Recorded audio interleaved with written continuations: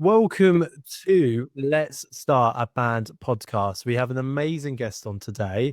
Kris James has supported Will Young. It's got over 90k monthly listeners and still somehow understands the pain of being a musician. So we're going to break down the industry today. If I was going to start a band with Kris James, he'd be writing these uplifting chorus and I'd be arguing about the Spotify royalties behind the scenes.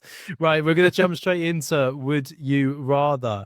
Would you rather headline a half-empty arena or pack out a sweaty 200 cap venue? Definitely a 220 calf, A, 100%. a proper gig. Yeah, it's more, even arenas are great, but they're great because you can't see anyone, but I think the smaller, more intimate performances I prefer. I feel like arenas are just, whether it's full or not, it's kind of, you don't see anybody, you can just hear people. It's quite strange. It definitely is. Yeah. Would you rather a tour bus breakdown or in-ears dying mid-chorus? Tour bus breakdown because the in-ears is a nightmare. It's happened before. And again, in arenas, it's almost, it's not, but it seems like it's seconds behind, and it's just, it's a disaster. So yeah, tour bus all day long. I can't imagine that happened. Like audiences there, I would honestly throw them out at that point. Like I just Yeah, I can't mean, get I out. think that's what it's a difficult one because as a songwriter, you know what you've written, but then when you have musical directors that change it all for tour, like everything gets completely stripped back, or and the dynamics are changed. So it's like even in your best interest of trying to take out your ears, you can't catch up with it. It's the most strangest thing ever. I hate it. So yeah, and I think because I came from like gigging in bars and pubs and stuff when I was younger, we never had any ears, so I hated my in ears initially because it's like I just want to listen, I want to hear stuff, but once you get used to it, you kind of can't perform without them anymore, and that's where I am with them now. So yeah, It all comes back round, doesn't it? Big absolutely. playlist once or small playlist forever. Oh, it depends. If it's an editorial, and definitely if it was an Apple or a Spotify editorial playlist, I would rather go on that ones, to be fair, Love it. because it's that, it's kind of the provenance of saying you've had one of those, but also the small ones are also great as well. Kris, you got back here. Would you rather be industry respected or publicly loved? Publicly loved, because evidently it's the public that get us there. Really nothing to do with the industry. They're there to kind of push you forward, but actually it's the people at home and the people listening to your podcast that keep us there. So 100% public. And my last one, would you rather touring exhaustion or studio isolation? Definitely tour exhaustion. Yeah. Yeah. There we go. Kris, it is amazing to have you on the show. Absolutely fantastic. And I want to kick things off just asking a few personal questions. What was it Oh like yeah. going to Times Square and seeing your billboard on the screen? Was that a real moment of like justification in everything you've done? Yeah, how did that feel? Absolutely insane, because like as a little boy, it's even like some of the theatres that I've performed in over the past few years. It's like I remember going to them as a little boy, watching the school pantomimes. Every year they'd send us to theatres, and then here I am. One of them in particular, the Liverpool Empire. Like I've Mm. played the London Palladium. They're very similar, but the Empire is much bigger, and it's much older as well. It's a really amazing. And as a little boy, I'm like watching it was my first girlfriend holding the hand on the slide, watching the old Christmas pantos, and then you're there, But Times Square was just a whole nother thing because it's like, I mean, it's unbelievable, really. And the funny thing was, it's not funny because of what happened, but it went up, and then COVID hit. It was only meant to be up for 2 months. It was up for 18 months. It was up for because no one was Wow. working. So I was having friends going to New York and going to stay at this particular hotel, opening the curtains, and there's my face on the side of a building. They're like, Kris, do you know you? I'm like, yeah, I know. Oh, yeah. They're like, we can't believe it. And I'm like, well, I just can't believe it just as much as you. But I suppose all of those things, they're just great little bucket things that you Yeah. tick off and say, because I don't, I'm not famous, but I've had some success, and I'm really happy with the amount of success because it hasn't affected me, and I still live a normal life, and I've still got normal friends, and I really appreciate that. But when you see that type of stuff, it's just exciting for everyone, But more so for me, like it was just, I just can't cope. I'll never forget that. It's like one of those things you will never ever forget. Absolutely. And Chris, something that I look at some of your stats, you've got amazing accolades, incredible album, by the way, Pixelated Heart, for people that haven't heard it. Oh, thank you so What, much. what's it like having people sing the lyrics back to you? Because as a non-musician, for me, that would make me feel 10 feet tall. How does it feel on stage? It's amazing because, touring for me is it sounds crazy, but I don't like recording. It bores the hell out of me. It's like 12-hour days in a studio doing the same thing. And it's not, oh God, I come out there going, but I also come out there feeling accomplished. But it's not until you get on those stages where you really get the real feedback, because everyone on social media is like, oh yeah, and then the people that go, yeah, that's crap or whatever. But I think when you're on those stages, it's just mental, because that's real feedback of how it's being perceived, So it does shock me sometimes, because when I was on tour in Italy, there was people in Italy singing the songs, and I'm just like, but Wow. and that's the greatest thing. A lot of musicians knock streaming services, but I think without them, we now have the ability to hit any country in the world, and it's quite exciting that you can be international now and do it out your own bedroom. Do you know what I mean? So but it is amazing. Yeah, I find it interesting as well on TikTok. Obviously, I've been going on TikTok, as you well know, for a couple of months now. And sometimes I'll go into someone's stream and they've got one of my songs on. Now, obviously, they'll know me, like as a mate on Yeah. TikTok.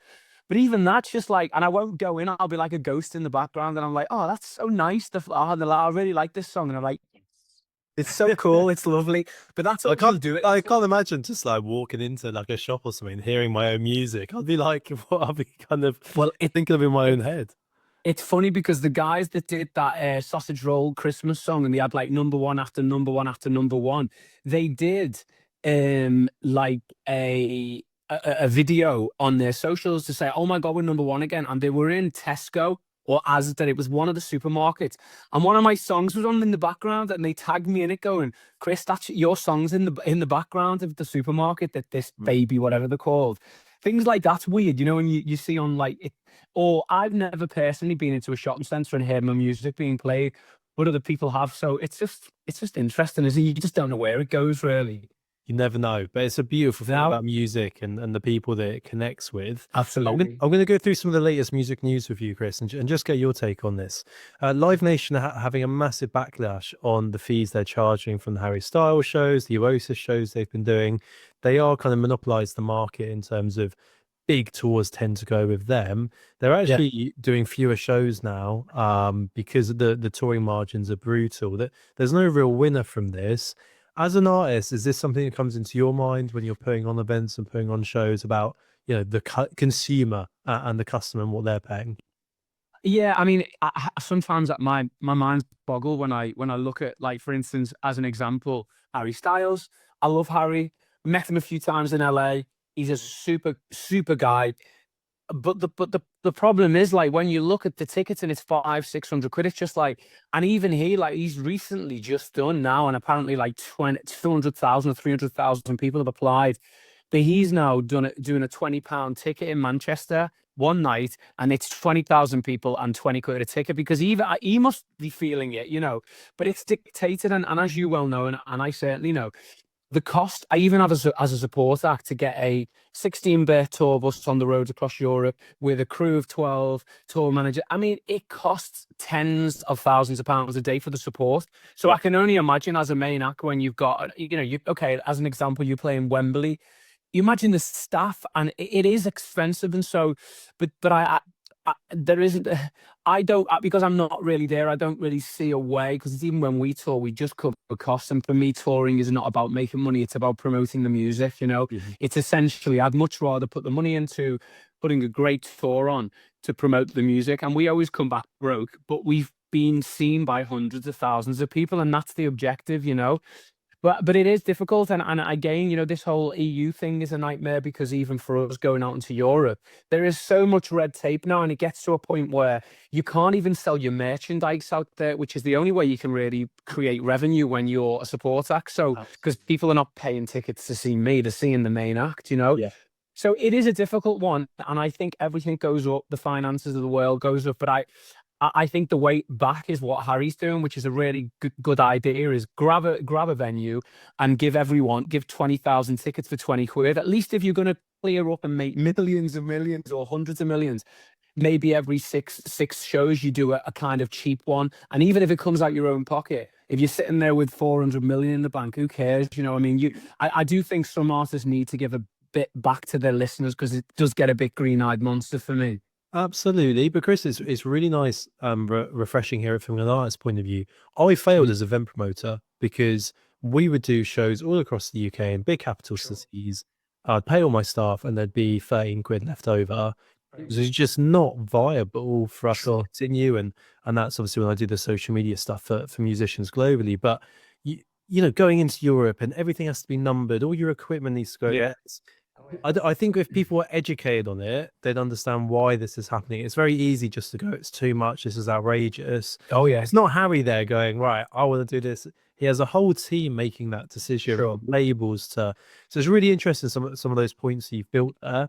Another bit of major news is artists are putting catalogs from platforms again, because they want ownership. So a record deal is owned, they re-upload. Taylor Swift has done this recently. The Claws have done it, to get their ownership back and give them that leverage.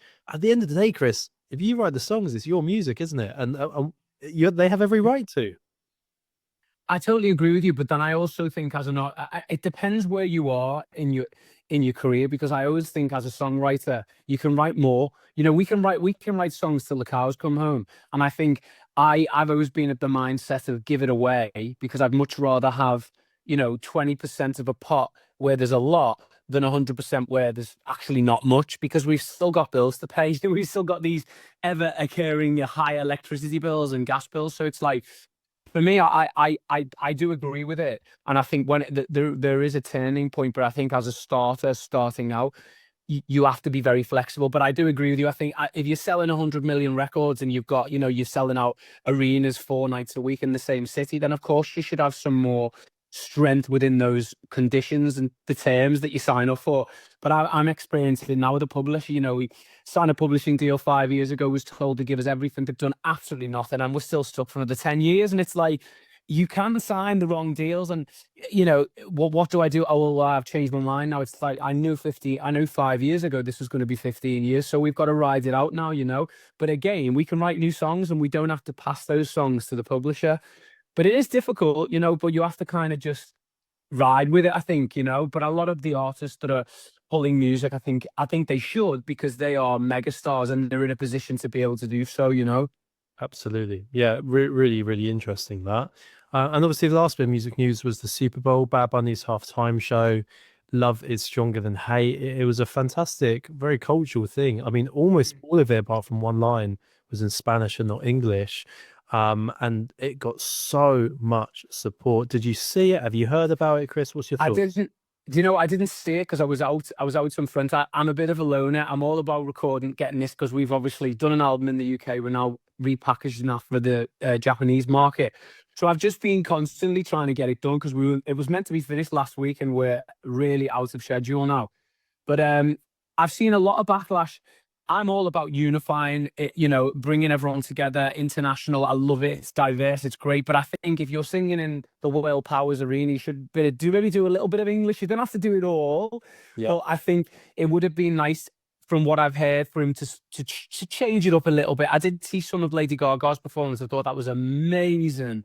But I haven't seen it. But I really like him. I think he's a great artist.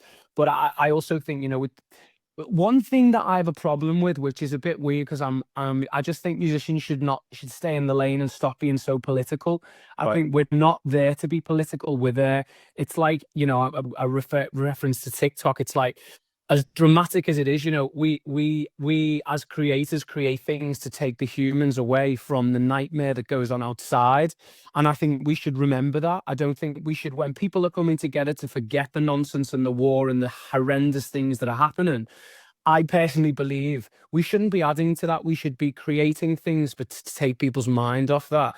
And I think a lot of people in music, certainly in the US, are becoming far too political. And I don't agree with that, because we write about the highs and lows of love and life. We don't riot or talk or sing about politics. Maybe, I know there's artists that do that, but my kind of thing on music and film and TV is, it's an escape.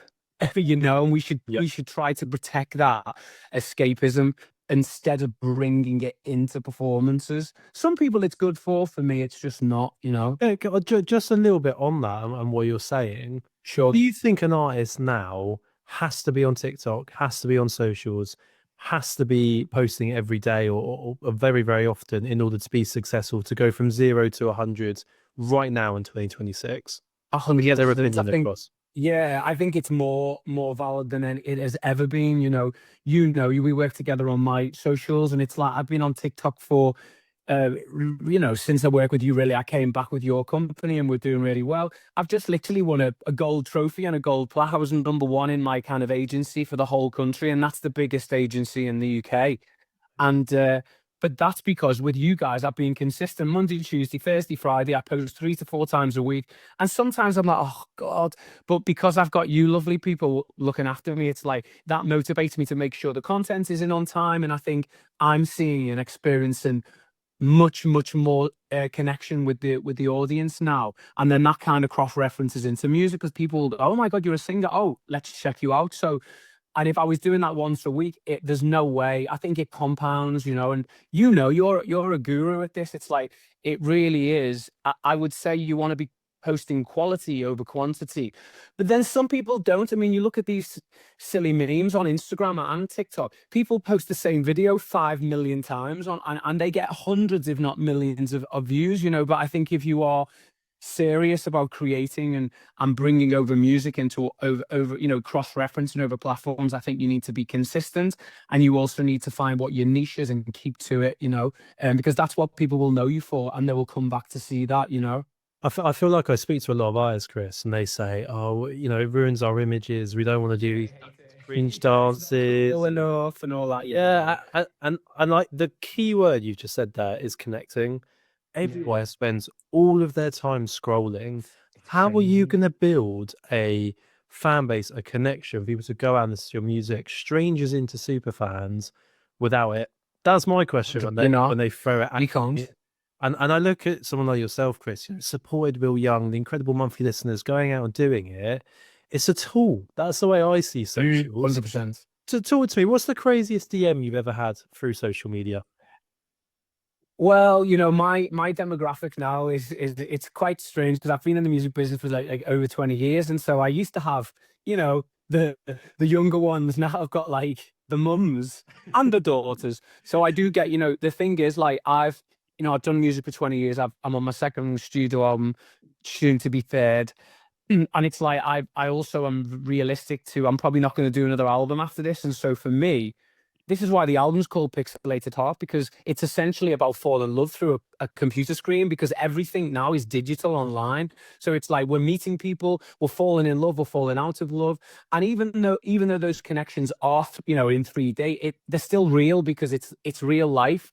So because I've kind of realized that my platform is music, and it's a bit about, I'm very positive. Like I always turn a negative into a positive, because I feel like that's a choice that we have, unless somebody dies, that's definitely not a choice. But, most of the time we can choose how we react. And so my TikTok is music and real. Like, if I can come from a council flat in Kirkby in Liverpool and end up where I am today, it's not just about the talent, it's about the thought process. And so I constantly tell people that you really do have to believe it. And it's, people go, oh, it's hocus pocus. It's not, because I don't know how the hell I've done what I've done. I've just always known and really believed it was going to happen. And I've met the right people. They've invested and trusted in me, and it's happened. So because of that, I get a lot of like the mums, which I love. They're all lovely, but some of them go a little bit over, like, here's my number, let's go out and all this. And I'm like, oh no. And because I'm like, I don't want to upset them. So it's like, oh yeah. But yeah, I've had a few mums texting me, like trying to like cop off with me basically. And I'm just like, guys, I'm happy to support your mental health journey, but I don't really want to take you for dinner, Because So me at age as well. It's really refreshing for me, and I know a lot of the listeners that listen to this podcast, that the difference between yourself and other very, very talented musicians is a mindset, isn't it? And it's that mentality that you need. An artist will go, I'm not getting a break, this isn't happening for me. From the second we spoke, Chris, the positive mental attitude and ability you've had to overcome is why if someone was on listening to this now going, you know, Kris, he's doing this in Italy, he's got this album, is incredible, this followers, this streams, it all comes down to that. You know, if you boil it down, that's what it comes back to. For yourself, have you ever watched a musical performance that's changed your perspective on music? You've been like, wow, it's just blown your mind. Well, you know, I always remember when I was a lot younger, when they first came out, my mate had a bit of a hit and he was supporting the script. And I was like a super fan of the script. And this was when the script literally had the first single out. And I remember it was the Shepherd's Bush Empire. And obviously, because it was my mate performing, I was side stage. And I just remember like watching them just going, they just blew my mind, because we, you know, as a Scouser, we've got a big Irish connection. I'm half Irish anyway, but the script, like The Man Who Can't Be Moved, the track, like their albums are just insane. And that's why now they've gone off to the US and they just are like legendary artists in the US. Not so biggie, you know, it's because they've just gone to the US and never come back. But they were really, for me, watching those lads performing on stage was just mind blowing, because it's really like, it really is for me, some of the best songwriting that I've ever heard. I mean, Danny is one of the best songwriters, and the production, but then the production also off. And I tell you who else is really good. I was at James Arthur Alive is amazing. Because he's a real, you know, he's a real musician. When I say real, I mean like an all-round. He can play and he sings and he writes. A lot of musicians like me, I don't play an instrument. I can play a bit of guitar, but I always think just focus on what you're good at. So I can sing and I can write, so that's what I do. Yeah. So my instrument's kind of my voice. But yeah, the script were outstanding. And James Arthur of recent, because I went to see him just because I was meant to be going on tour with him, and I thought I'll go and see what his show is like. Because there's no point in me. There's so many artists I get offered, and it's like, yeah, but the fans are not going to like me. Like, I'm just a pop singer. Do you know what I mean? Like, we need to be. It has to be on the same vein, you know. I was going to go and see. I loved Tina Turner, to be honest, and she was performing in Wembley. And I got an opportunity to go and work in LA with this producer called John Shanks, and so I went out there. I missed it, and then she's finished touring, and God bless her, she's gone now. But that would have been. My mum went and showed me the videos, and she was like walking on cranes and singing, like, you know, this 60, 70-year-old woman. I mean, and this is what amazes me with a lot of these artists. You know, they are still out there rocking the stages in their 80s. I mean, Paul McCartney, for instance, you know, he played Glastonbury in 83. It's just insane, you know. I love that. Paul McCartney's a great one as well. Absolute legend. If you were to meet Danny in a lift, you have time for one question, Danny from the script, what would you ask him? Oh, that's a good one, isn't it? Do you know, everyone would ask him a question like this, but I'm always very interested on how people start. Do you know what I mean? So my question would probably be like, how did you get your band together? Like, was that, because I don't know whether, you know, a lot of people, with respect to the listeners, we see bands on TV and we see bands on stage, but we don't know. We know, you and I, because we work in the industry, but there's a lot of manufacture behind that. And I don't know whether the script were actually manufactured. I can't remember, because I know they were signed to a big label. So I'd be interested to know his story of how that happened, because I've never really looked into it. So I'd probably say, like, you know, if we had 16 floors to go, but I tell you, I was in a lift with, and it was hysterical. So I went to LA last year, and I stay in this it's just a cheap hotel. It's called Lowe's on Hollywood. Next door, you got the Chinese Theatre. Yeah. So as I walked in, I'm checking in, and there's Jennifer Hudson. I was like, oh my God, I love Jennifer Hudson. She's fun. She's like drinking at the bar. And I said to the check-in guy, he said, oh, it's the American Music Awards next door at the Chinese Theatre. I was like, oh my God, it's going to be so buzzing. So I get in the lift, and as I get in the lift, I'm on like the 12th floor, and on the 3rd floor, it opens and Cher gets in with her boyfriend, like the Cher. And I was just like, bloody hell. Oh my, but I know one of Cher's songwriters. So I said to her, listen, I think you're great, but I know Tony and Kris that wrote one of your hits, One by One. And she was like, oh my God, I know Tony. So we had like a little moment together. That was probably the most interesting lift conversation I've ever had. And it was with Cher, and it was just mind blowing. That is the best story I think I've heard on this pod so far. Honest to God, I couldn't believe it. What do you do when Cher walks into the lift? You know what I mean? And then, of course, I went into my room, threw all my cases down. I thought, that's it, I'm going downstairs to the bar. You know, got to get into a few people. It's music business, networking. Absolutely. And then as I'm coming down, these girls get in. They were from England, and they had like a rack of clothes with all diamantes on. And I went, who's are they? And she went, we couldn't possibly say. When I know who they are, the share. And he looked at me and I was like, I've just been in the lift with that. I went, no one wears Diamante jeans like that, only Cher, you know? And they were laughing. And then we all ended up having drinks at the end, not with Cher, but just with their team. Such nice people, you know? It's and that's what I love about this industry as well, because people want to support people. I actually interviewed the script, and they told me through a little bit of their story about Danny's dad was in an Irish band, and then they went to LA writing for other people, and they were broke, they were getting ignored, and then they came back to Ireland, and that's when they started, the script and starting from there, which was insane. Now, Kris, we've got to wrap up now. Unfortunately, you're a busy man. We've got to let you go. The album's fantastic. For people listening to the podcast, what's exciting coming up in 2026 for you? So 2026, we're in the midst of finishing the third album, which is only for the Japanese market. So next month, I'm off to Singapore to do a couple of meetings, and then myself and John, who apparently you've had on the podcast as well. Yes, we're in the process of hashing out the deal of when it will be released. So it looks like a May-June release in Japan. So I'll go out there. And in between all of that, I'm in LA in April, because I go out there for the whole month of April to do some writing, and then of course Coachella. And then that's it really. I'm just focusing on TikTok, because it's like right now, I suppose when you've written all the albums and you've got loads of songs floating around, but there's no outlet because we're not releasing anything now. It's kind of just album tour. So my kind of dream would be go out to LA, then Japan, release the record in Japan, and then come back here. And I'm looking at doing a tour in maybe September, potentially with Anastasia. I'm not sure yet. I've toured with her before. She's so cool, and she's just doing a tour in September, and it's a lot of UK dates and the really good shows. So fingers crossed for that. If not, I'll be back in Japan promoting the album out there, and then that's it. At the end of the year, I'm doing nothing. Then I'll just, you can find me on TikTok, guys. That's where I am now.